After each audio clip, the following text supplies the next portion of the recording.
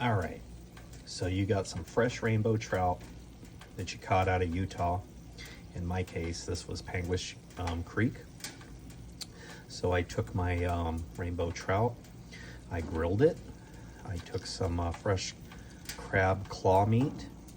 I took some cream cheese, jalapeno, bacon, garlic, onion, breadcrumbs, mixed it all together.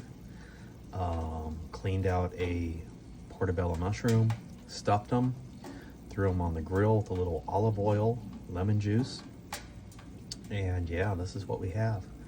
This is awesome. So this is just another way that you can spice up your ordinary rainbow trout. Yeah, baby.